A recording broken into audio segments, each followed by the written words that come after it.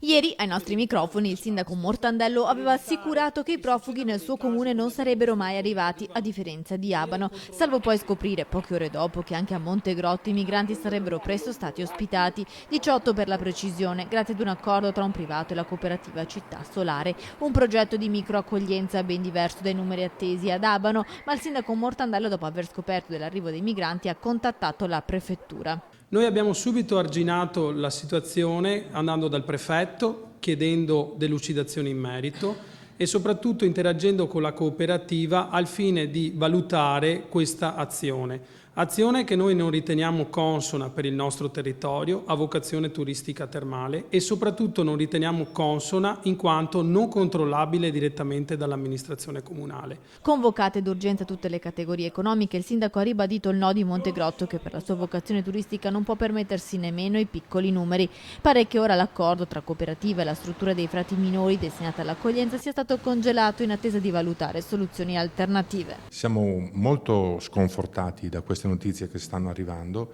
e siamo veramente tutti impegnati a trovare una soluzione che possa eventualmente aiutare il prefetto di Padova a trovare una soluzione che possa scongiurare questo pericolo che si sta prospettando. Siamo nettamente per il no dell'arrivo di questi profughi in un territorio che è a vocazione turistica e che quindi potrebbe veramente creare dei grossi problemi. Ci auguriamo che l'amministrazione, insieme alle varie associazioni di categoria, insieme ai cittadini, facciano fronte comune a questo problema.